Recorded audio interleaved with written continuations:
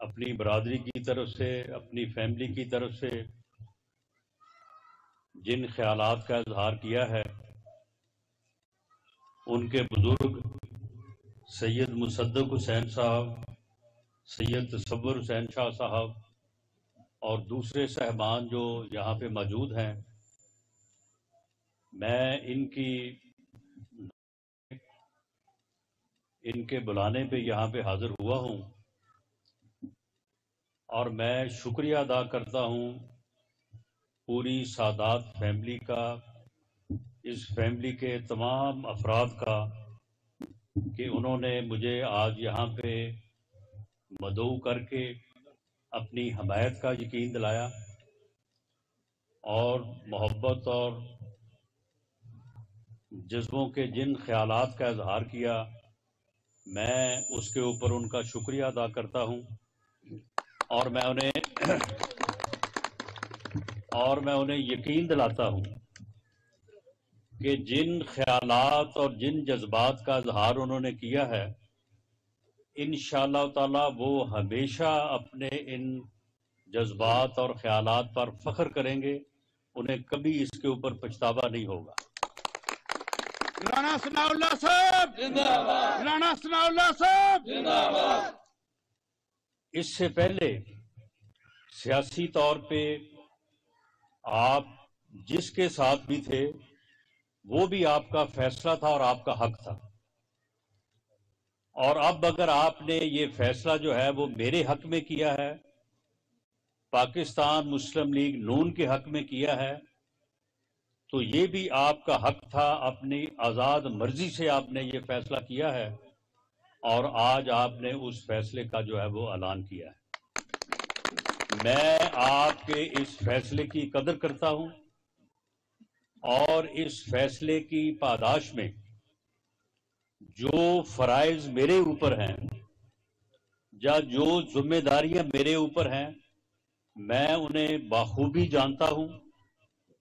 اور میں نے ہمیشہ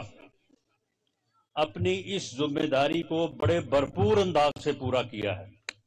رانا ثناء اللہ صاحب زندہ باد، رانا ثناء اللہ صاحب زندہ باد۔ یہ بات جس حلقے سے میں نے اس سے پہلے 7 مرتبہ الیکشن لڑا اور کامیاب ہوا، فیصل آباد کا شہری حلقہ ہے، اور اس حلقہ سے بھی جس سے میں نے پہلی دفعہ الیکشن لڑا، اور اس حلقے کے لوگوں نے میرے اوپر اعتماد کا اظہار کیا، مجھے کامیاب کیا، تو وہ لوگ جن کا مجھ سے واسطہ رہا ہے یا واسطہ ہے، وہ اس بات کو جانتے ہیں کہ میں ایسے فیصلوں کی، ایسے جذبوں کی قدر کرنے والا آدمی ہوں، اور انشاءاللہ تعالی یہ بات آپ کو بھی ثابت ہوگی۔ زندہ باد، زندہ باد، زندہ باد۔ میں نے اس ٹینیور کے، جو کہ آپ کے علم میں ہے کہ 5 سال کا ٹینیور ہوتا ہے ایک الیکشن سے دوسرے الیکشن تک، اس میں 4 سال تو آپ کو پتا ہے کہ ہم نے اپوزیشن میں گزارے، اور اپوزیشن میں بھی ہم نے اپنی جماعت اور اپنی لیڈرشپ کے ساتھ پورے قد سے اور پوری دلیری سے اور پوری استقامت سے کھڑے ہو کے گزارے۔ اس دوران ہمارے خلاف مقدمات قائم ہوئے یا جو بھی انتقامی کارروائیاں ہوئیں، وہ آپ لوگ گواہ ہیں کہ ہم نے کسی بھی انتقامی کارروائی کے اوپر جھکنے کی بجائے جو ہے وہ اپنی جماعت کا اور اپنی لیڈرشپ کا ساتھ دیا اور پورے قد سے کھڑے رہے، خواہ کوئی بڑے سے بڑا انہوں نے مقدمہ قائم کیا یا جو بھی حربے استعمال کیے، کیونکہ یہ بدقسمتی تھی اس ملک اور قوم کی کہ یہاں پہ اسٹیبلشمنٹ نے اور دیگر اداروں نے سازش کر کے ایک ایسے بدبخت انسان کو اس ملک پر مسلط کر دیا جو کہنے کو تو سیاست دان ہے لیکن اس میں کوئی سیاست دانوں والی بات نہیں ہے۔ جب وہ حکومت میں تھا تو وہ کہتا تھا کہ میں اپوزیشن کے ساتھ ہاتھ ملانے کا روادار نہیں ہوں، جب وہ اپوزیشن میں ہے تو اب حکومت کے ساتھ بات کرنے کا روادار نہیں ہے۔ وہ کہتا ہے کہ میں اپنے مخالف سے بات کرنے سے پہلے بہتر ہے کہ میں مر جاؤں. حالانکہ جمہوریت میں نہ صرف اختلاف رائے کو برداشت کیا جاتا ہے بلکہ اس کا احترام کیا جاتا ہے. آپ ایک گاؤں میں رہ رہے ہیں, آپ نے یہاں پہ ہزاروں لوگوں نے مسلم لیگ نون کو ووٹ دیا ہوگا,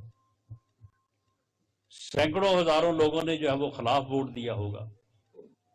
لیکن اس بنیاد کے اوپر جو ہے وہ دشمنی کے جذبات رکھنا اور سیاسی مخالفت کو جو ہے وہ ذاتی مخالفت کے معنی پہنانا, تو اس سے تو معاشرہ نہیں چل سکتا. آج میں اگر یہاں پہ کھڑا ہوں تو اگر کل مجھے ووٹ نہیں ملے تو آج ووٹ مجھے مل جائیں گے. جمہوریت کی خوبصورتی یہ ہے. لیکن اگر کوئی بندہ جو ہے وہ جمہوری اختلاف کو, سیاسی اختلاف کو جو ہے وہ ذاتی دشمنی سے منسوب کرے اور اپنے لوگوں کو کہے کہ جب تمہیں کوئی مخالف نظر آئے تو اسے تم گالیاں دو, اسے چور کہو, اسے ڈاکو کہو, ماؤں کو کہے کہ چھوٹے بچوں کو کہو کہ جا کے اسکول میں دوسری جماعت کے یا دوسرے مخالف بچے نظر آئیں تو ان کو چور کہا کریں, ان کو ڈاکو کہا کریں, بچوں کو بدتمیزی اور اوئے توئے کا کلچر سکھائے, بد تہذیبی اور بے شرمی کا کلچر جو ہے وہ معاشرے میں جو ہے وہ اس کو پروان چڑھائے, تو ایسا آدمی جو ہے وہ کس طرح سے جو ہے وہ دعویٰ کر سکتا ہے کہ وہ قوم کو آگے لے کے چلے گا یا قوم کو جو ہے وہ ترقی دے گا. یہی کچھ ہوا کہ جب اسٹیبلشمنٹ ساتھ تھی اور اسٹیبلشمنٹ کو پتہ نہیں تھا کہ یہ کس کماش کا آدمی ہے, انہوں نے ساتھ دیا اور اسے اس ملک پہ مسلط کر دیا. 4 سال میں, پونے 4 سال میں کوئی پورے ملک میں وہ بتا دے کہ اس نے کوئی ایک کام کیا ہو. اگر میاں نواز شریف اس ملک میں 3 بار وزیر اعظم بنا تو وہ اس ملک کو ایٹمی قوت بنانے سے لے کے موٹر ویز, ہائی ویز, میٹروز, وہ کون سا بڑے سے بڑا منصوبہ ہے کہ جو اس وقت ملک میں موجود ہے اور وہ میاں نواز شریف یا مسلم لیگ نون کے دور میں نہیں بنا. یہ بتائے کہ اس نے 4 سالوں میں کون سا منصوبہ جو ہے وہ شروع کیا یا کون سا منصوبہ جو ہے وہ مکمل کیا. یہ جو موٹر ویز, جو یہ ملتان موٹر وے ہے لاہور سے ملتان تک, ملتان سے سکھر تک, اور اب انشاءاللہ تعالی سکھر سے وہ کراچی تک, اور اس ملک کے لوگ, آپ لوگ یہ دیکھیں گے کہ لوگ صبح کراچی سے چلیں گے اور شام کو اپنی گاڑی میں جو ہے وہ فیصل آباد پہنچیں گے. یہ ملتان کا جو موٹر وے ہے, آپ یقین کریں کہ ملتان جانے سے پہلے بندے کو 10 دفعہ سوچنا پڑتا تھا کہ یہ جو سڑکوں کا حال ہے, ملتان جائیں گے پھر واپس آئیں گے تو حشر ہو جائے گا. اب آپ یہاں پہ یہ موٹر وے آپ کے پاس, یہی آپ کمال پور سے چڑھیں, اگلے 2 گھنٹوں میں آپ جو ہے وہ ملتان ہوتے ہیں, اگلے 1.5 گھنٹے میں آپ لاہور ہوتے ہیں, 2.5 گھنٹوں میں آپ جو ہے وہ 3 گھنٹوں میں آپ اسلام آباد ہوتے ہیں. تو سڑک جو ہے وہ ترقی لے کے آتی ہے, فاصلے کم ہوتے ہیں, ملک ترقی کرتا ہے. یہ بتائے کہ اس نے ان 4 سالوں میں کون سی سڑک, کون سا بڑا منصوبہ پورے ملک میں بنایا. کدھر ہے وہ 50 لاکھ گھر جو کہتا تھا جی میں 50 لاکھ گھر جو ہے وہ غریبوں کو دوں گا, وہ کوئی کہیں نظر نہیں آ رہا. وہ 1 کروڑ نوکری کدھر ہے کہ وہ نوکریاں جو ہے وہ اس نے کہاں پہ دی ہیں لوگوں کو. اور اس کے بعد جب یہ 3.5 پونے 4 سال میں کوئی ترقی کا کام نہیں کیا, ماں سوائے انتقام لینے کے, اپنے مخالفوں کے خلاف مہم جوئی کرنے پہ, گالی گلوچ کرنے پہ, اور وہی اس کا وتیرہ جو ہے وہ جب رہا تو اس کے اپنے ساتھیوں نے جو اس کے الائی تھے انہوں نے اس کا ساتھ چھوڑا اور اس کے بعد اس کے خلاف عدم اعتماد ہوا. یہ عمران خان نیازی پہلا وزیر اعظم ہے پچھلے 74 سالوں میں جس کے خلاف جو ہے وہ عدم اعتماد جو منظور ہوا ہے. یعنی یہ بھی اس کی بدبختی کی جو ہے وہ ایک اور نشانی ہے. اب ایک سال سے پاکستان مسلم لیگ نون کے ساتھ جو علائی جماعتیں ہیں ان کی حکومت ہے، اور میاں شہباز شریف صاحب وزیر اعظم ہیں۔ جب یہ صاحب وزیر اعظم تھے عمران خان نیازی صاحب، انہوں نے IMF کے ساتھ ایک معاہدہ کیا، اور وہ ایسا معاہدہ تھا کہ اس کو پورا کرتے کرتے جو ہے وہ ہم یہاں تک پہنچ چکے ہیں۔ یعنی اس معاہدے میں یہ درج تھا سارا کچھ جو کرنا پڑا، اور آپ کے سامنے ہے، آپ نے یہ دیکھا کہ IMF کے مجبور کرنے پہ جو ہے وہ پیٹرول کی قیمتیں بڑھائی گئی، بجلی کی سبسڈی ختم کی گئی، گیس کی سبسڈی ختم کی گئی، اور اس سے مہنگائی جو ہے وہ بڑھی۔ اور یہ IMF کے معاہدے کی وہ شرائط ہیں جو پچھلی حکومت نے باقاعدہ طے کی تھی، باقاعدہ جو ہے وہ ان کے اوپر باقاعدہ حکومت کے دستخط تھے۔ ہم نے آ کے بھرپور کوشش کی کہ ان سے جان چھڑائی جائے، لیکن انہوں نے کہا کہ جی ہمیں اس بات سے کوئی غرض نہیں ہے کہ وزیر اعظم کا نام عمران خان ہے یا میاں شہباز شریف ہے، ہم تو صرف جانتے ہیں وزیر اعظم پاکستان۔ یہ معاہدہ ہم نے پاکستان کی حکومت سے کیا ہے، ہم نے کسی شخص سے نہیں کیا۔ جو معاہدے آپ نے کیے ہیں ان کے مطابق اگر کام چلے گا تو چلے گا، ورنہ جو ہے وہ آپ کو قسط جاری نہیں کی جائے گی، اور اس کا نتیجہ یہ تھا کہ ملک ڈیفالٹ کر جائے، اور ڈیفالٹ کرنے سے جو ملک کی تباہی مچتی ہے وہ آپ سب کے علم میں ہے۔ تو اس لیے مجبوراً جو ہے وہ ہمیں اس معاہدے کو جو ہے وہ اس کی تکمیل کرنی پڑی، اور اس کی اب شرائط جو ہے وہ پوری ہو گئی ہیں، اور اب انشاءاللہ تعالی آنے والے ہفتہ 10 دن میں وہ معاہدہ جو ہے وہ تکمیل کو پہنچے گا، اور اس کے بعد امید ہے کہ کچھ ریلیف جو ہے وہ ملے گا، اور عام آدمی اور غریب آدمی کی زندگی میں جو ہے وہ کچھ سکون، کچھ پریشانی میں کمی جو ہے وہ لانے میں ہم کامیاب ہوں انشاءاللہ۔ یہ ایک سال جو گزرا ہے، اس سال میں ایک طرف تو یہ پریشانی تھی کہ ملک کا معاشی طور پہ جو ہے وہ حشر نشر ہو چکا تھا، اور ملک کو ڈیفالٹ سے بچانا تھا، اور دوسری طرف یہ پریشانی کہ اس بدبخت نے بھی کوئی جو ہے وہ ایک مہینہ بھی جو ہے وہ سکون سے نہیں گزارا۔ کبھی لانگ مارچ، کبھی میں آ رہا ہوں اسلام آباد، میں آ کے وہاں پہ ہر چیز سیل کر دوں گا، میں وہاں پہ آ کے گھراؤ کر لوں گا، میں 25 مئی کو آگے ہر چیز بند کر دوں گا۔ جب 25 مئی کو وہاں پہ اسے جو ہے وہ چھتر ڈنڈے کے ساتھ واپس کیا، اور یہ وہاں سے ذلیل ہو کے واپس آیا، اس کے بعد پھر احتجاج شروع کر دیا، پھر اس کے بعد لانگ مارچ شروع کر دیا، پھر اس کے بعد جی میں اب انسانوں کا سمندر لے کے آؤں گا اسلام آباد پہ۔ جب اس میں ناکام ہوا جی میں اسمبلیاں توڑ دوں گا،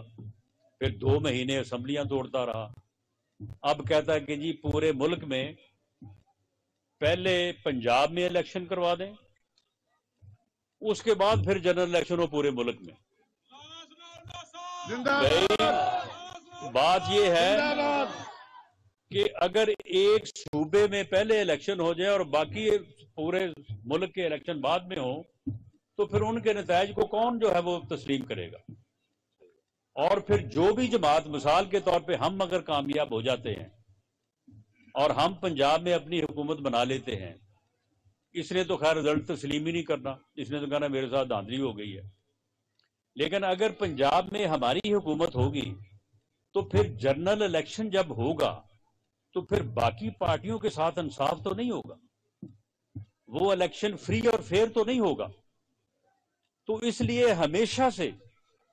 ہمیشہ کے لیے جو ہے وہ الیکشن کو جو ہے وہ نہ فری ہوگا نہ فیئر ہوگا۔ اور آپ کو معلوم ہے کہ الیکشن جب فری اور فیئر نہیں ہوتے تو ان کے نتائج کیا ہوتے ہیں؟ 1970-71 کا الیکشن جو تھا وہ متنازع ہوا اور اس کے نتیجے میں ملک جو ہے وہ دو لخت ہو گیا. اس کے نتیجے میں مشرقی پاکستان بنگلہ دیش بن گیا. 1977 کا الیکشن متنازع ہوا تو اس کے نتیجے میں یہاں پہ وہ فساد مچا کہ 11 سال تک یہاں پہ پھر ماشاء اللہ لگ گیا. اور اس کے نتیجے میں یہاں پہ پھر کلاشن کوف کا کلچر آیا. اس کے نتیجے میں یہاں پہ پھر مجاہدین آئے جو بعد میں پھر جو ہے وہ دہشت گرد بنا دیے گئے یا بن گئے. اور آج تک جو ہے وہ ملک جو ہے وہ دہشت گردی کی آگ میں جھلس رہا ہے. الیکشن کا فری ہونا اور فیئر ہونا اور اس کے نتیجوں کے اوپر پورے ملک کا اعتماد ہونا جو ہے وہ اتنا ضروری ہے.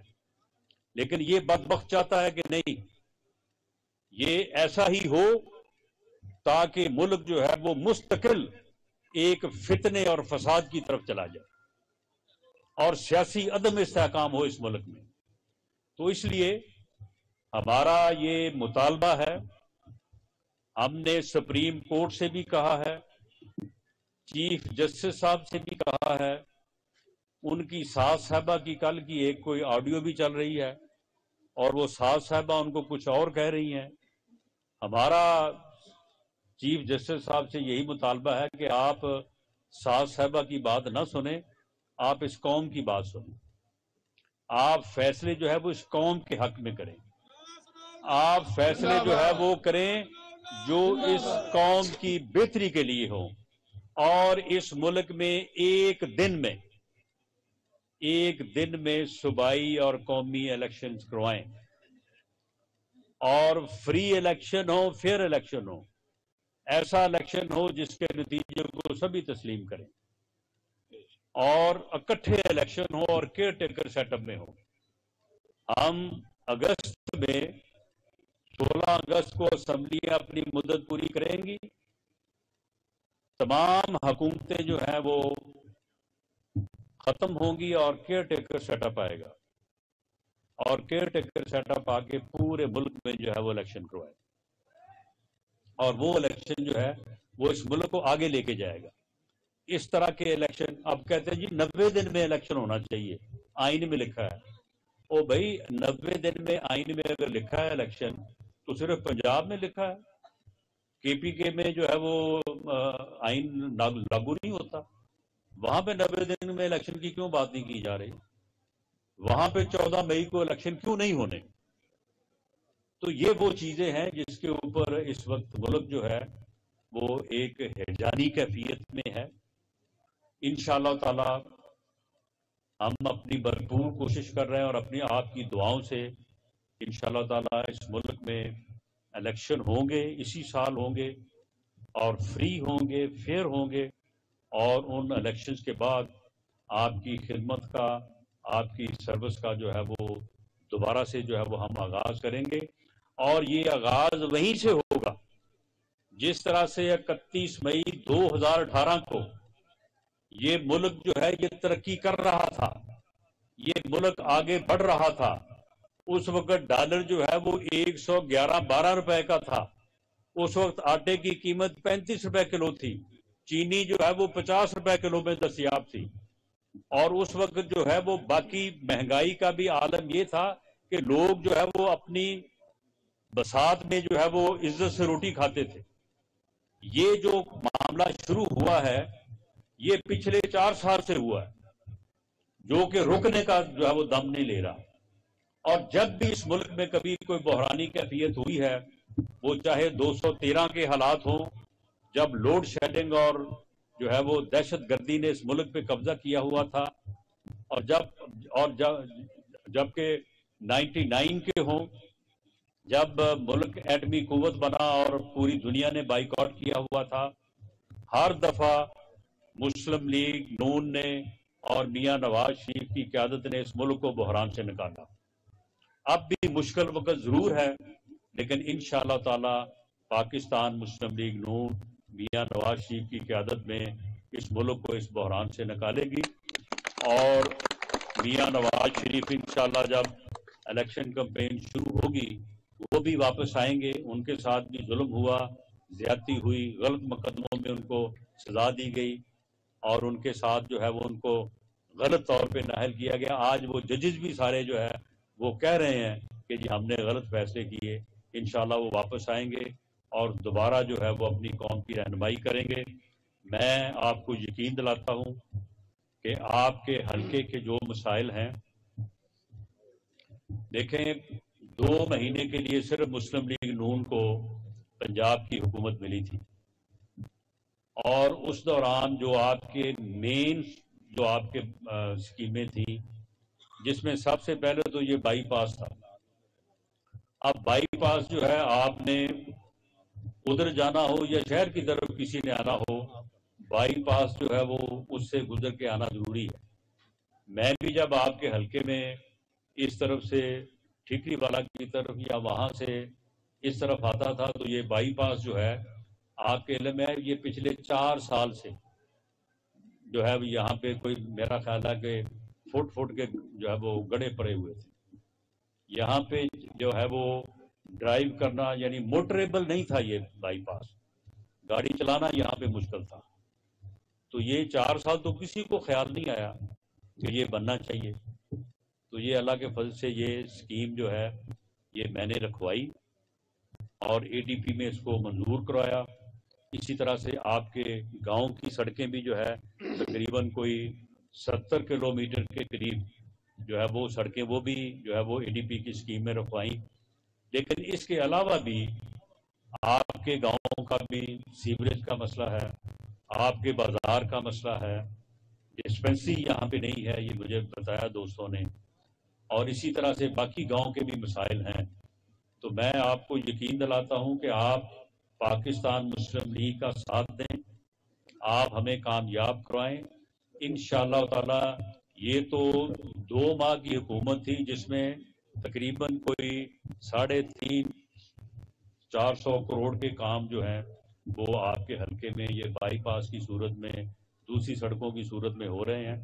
تو انشاءاللہ تعالی 1 سال میں انشاءاللہ تعالی آپ کے حلقے میں ترقیاتی کاموں کا وہ جال بچھائیں گے انشاءاللہ کہ آپ کو کام جو ہے وہ سوچ کے بتانا پڑے گا کہ جی ہمارا فلاں کام رہتا ہے وہ بھی کروا دیں. زندہ باد زندہ باد زندہ باد. میں